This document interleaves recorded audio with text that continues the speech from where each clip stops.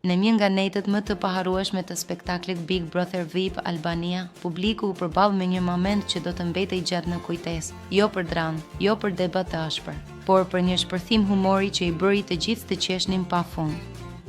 Gjithçka nisi me një sfidë të thjeshtë, një sfilat para jurisë. Banorët duhet të improvizonin, të krijonin personazhe, të sillnin stil dhe vetbesim në pasarelë. Dritat u ndezën, muzika nisi të rritë lehtë në sfond dhe tensioni i ëmbël i garës ndihej në ajër. Askush nuk e priste se çfarë do të ndodhte më pas.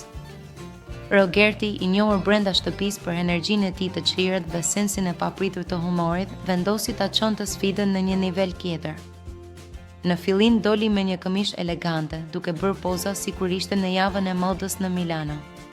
Ecja e tij ishte qëllimisht e egzageruar, hapa të gjatë, kthesa dramatike, shikime serioze drejt kamerave imagjinare.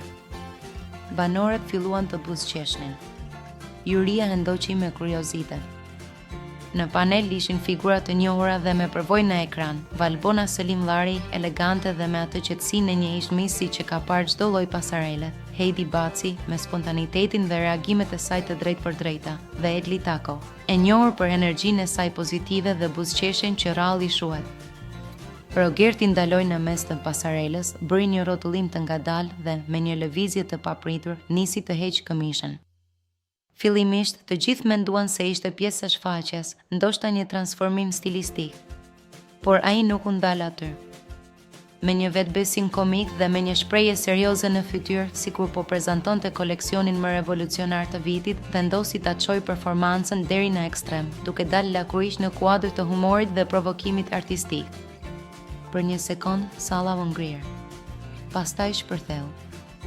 Valbona u përkul përpara duke qeshur me lot, duke u përpjekur të ruante seriozitetin si antare jurie, por ishte e pamundur.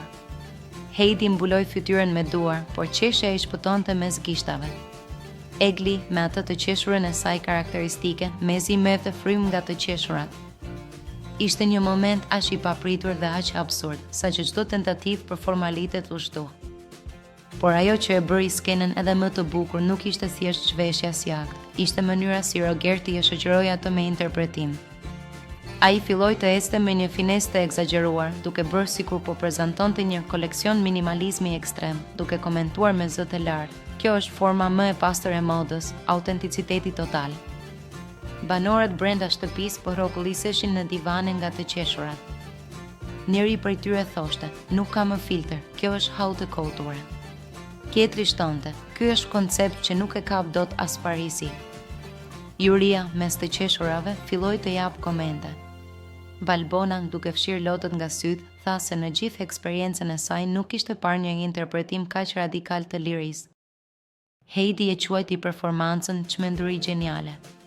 Egli shtoi se ishte momenti më i fortë komik i gjithë sezonit. Dhe pastaj erdhën notat. Në vend që ta penalizonin për guximin e tepruar, ato vendosën ta vlerësonin për kreativitetin, për spontanitetin dhe për faktin që arriti të thyente çdo akull në sallë. Notat ishin të larta, shumë të larta, dhe kjo e bëri momentin edhe më epik. Brenda shtëpisë, atmosfera ndryshoi. Ditët e fundit kishan pasur tensione, debate, diskutime të forta.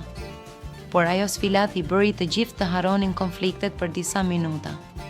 Ata qeshën bashkë, pa maska, pa strategji, pa llogariloje. Rogerti, pasi mbaroi performancën, bëri një përkulje teatrale. Dikush i hodhi një jastëk si buqet lulesh. Të tjerët brohorisnin. Ai vet po qeshte me gjithë shpirt, sepse e kuptoi që kishte arritur diçka më shumë se sa një performancë provokuese, kishte krijuar një kujtim kolektiv.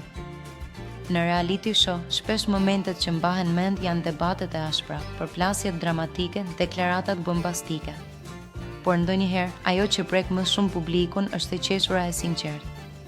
Ajo e qeshur që nuk është e planifikuar, që shpërthen natyrshëm dhe të çliron.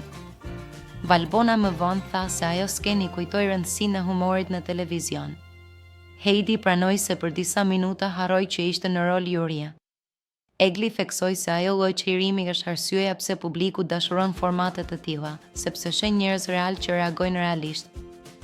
Ndërsa për banorët, ajo mbrëmje u kthye në referencë të brendshme. Sa herë situata bëhej e rënë, dikush thoshte, mos na bëj sfilatën e Rogertit dhe shpërthente sërish e qeshura. Në thelb, ajo që bëri Rogerti ishte një akt spontan që tregoi guxim, jo vetëm fizik, por emocional. Të dalësh përpara të gjithëve, të rrezikosh të paragjykohesh dhe megjithatë ta kthesh situatën në fes, kërkon një lloj sigurie në vetvete. Dhe ndoshta kjo ishte arsyeja pse Juria e vlerësoi me nota të mëdha.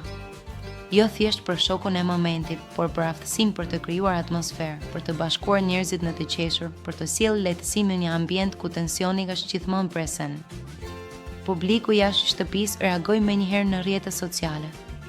Klipet u shpërndan, komentet u mbushën me emoji të qeshurash dhe shumë kush e quajti momenti më i çmendur i sezonit. Por përtej sensacionit, ajo që mbeti ishte energjia pozitive.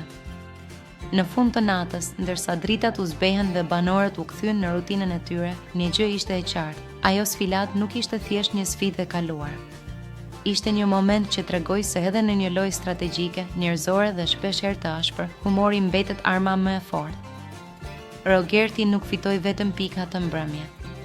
Ai fitoi diçka më të madhe, zemrat e bashkëbanorëve përmes të qeshurës. Dhe në një shtëpi ku çdo veprim analizohet, çdo fjalë peshohet dhe çdo strategji llogaritet, ndonjëherë gjëja më revolucionare që mund të bësh është thjesht t'i bësh të gjithë të qeshin pafund. Shtëpia e Big Brother VIP Albania 5 u përball me një nga momentet më të papritura dhe dramatike të këtij sezoni. Banorët, të mbushur me intrigë, strategji dhe tension të përditshëm, nuk mund të imagjinonin se një vendim i vetëm mund të trondiste gjithë dinamitën e brendshme dhe të rrezikonte stabilitetin emocional të gjithë shtëpisë. Ky moment i pazakontë kishte si protagoniste Selinin, e cila, me guxim dhe vendosmëri, bëri një deklaratë që lë pa fjalë çdo spektator. Nëse Miri nuk do të fitonte televotimin, ajo do të largohej me vetë dëshirë. Në fillim, deklarata e saj u prit me qetësi nga disa banorë, duke menduar se ishte thjesht një koment i nxitur nga emocioni i momentit. Por shpejt, tensioni filloi të rritet. Banorët më të fortë filluan të ndajnë mendimet e tyre. Disa e konsideruan kërcënimin serioz, ndërsa të tjerët menduan se ishte një mënyrë për të shtuar presion psikologjik mbi grupin. Fakti që Selini është e njohur për karakterin e saj të fortë dhe vendosmërisë së jashtëzakonshme bëri që deklarata të merrej seriozisht. Që nga ky moment, dinamika në shtëpi ndryshoi rrënjësisht. Çdo bisedë, çdo strategji e diskutuar pas ditëve, duket se u bë më e tensionuar. Banorët filluan të analizojnë çdo lëvizje të Mirit në lojë, duke pyetur veten nëse televotimi do të shkojë sipas dëshirës së Selinit. Shumë debate u ndezën mes tyre. Disa e mbështetën Selinin duke thënë se ndjenja e saj për Mirin ishte e sinqertë dhe e fortë, ndërsa të tjerët u shqetësuan se largimi i saj do të mund të destabilizonte gjithë lojën. Atmosfera u bë edhe më e ndezur gjatë darkës. Shumë banorë u përplasën për mënyrën se si duhej menaxhuar televotimi, ndërsa Selini qëndronte e qetë me sy të përqendruar në ekran dhe në shikimin e secilit nga banorët e tjerë. Ishte një lojë e psikologjisë, jo vetëm televotimi, por dhe reagimi i banorëve pas deklaratës së saj po matnin kufit dhe forcën e karakterit të secilit. Në një nga momentet më të tensionuara, disa banorë më të strategjishëm u afruan pranë Selinit për ta këshilluar ose për ta ndarë, duke argumentuar se një largim i tillë mund të ndikonte negativisht edhe në marrëdhëniet mes tyre. Por ajo ishte e vendosur. Nuk kaloi që të më bëj të qëndroj nëse Miri nuk del fitues. Kjo nuk është vetëm lojë, është besimi dhe respekti që kam ndaj tij, tha ajo, duke tronditer të gjithë me vendosmërinë dhe sigurinë e saj. Reagimet e banorëve ishin të përziera. Disa e përqafuan këtë vendim dhe u treguan mbështetës, duke e quajtur Selinin një nga banorët më të fortë dhe më të sinqerta të këtij edicioni. Të tjerët e shihnin situatën me frikë dhe shqetësim, duke menduar se largimi i saj mund të ndryshonte strategjitë e tyre dhe të sillte kaos në lojë. Debatet nuk munduan edhe pas natës, në dhomën e rrëfimit dhe në sallën e përbashkët. Publiku në rrjetet sociale shpërtheu menjëherë pas transmetimit të deklaratës së Selinit. Komentet shpërthyen, disa e quajtën gjestin e saj heroik, duke e cilësuar si një nga banorët më të fortë dhe më të vendosura që kanë kaluar ndonjëherë në Big Brother VIP, ndërsa të tjerët u shqetësuan për pasojat dramatike që mund të sillte largimi i saj për dinamikën e shtëpisë. Video dhe foto nga momenti shpërndan shpejt, duke bërë që temat të kthehen në trend në të gjitha rrjetet. Në ditët në vijim, televotimi dhe vendimi i Selinit do të jenë në qendër të vëmendjes. Banorët e tjerë do të duhet të përshtaten me këtë tension, të menaxhojnë strategjitë e tyre dhe të përballen me emocionet e paparashikueshme që ka sjellë një nga deklaratat më të fuqishme të këtij sezoni. Një gjë është e sigurt, Selini ka treguar se është banorja që nuk dorëzohet lehtë dhe me këtë vendim të guximshëm ka treguar që është ndër më të fortat në historinë e Big Brother VIP Albania 5. Ky moment do të mbahet mend si një nga kulmet më dramatike dhe më të papritura të këtij sezoni, duke lënë të gjithë banorët dhe publikun në pritje të asaj që do të ndodhë më pas. Në një shtëpi ku çdo ditë sjell intriga, lojë strategjike dhe emocione të forta, guximi i Selinit ka vendosur një standard të ri për vendosmërinë dhe karakterin brenda Big Brother VIP.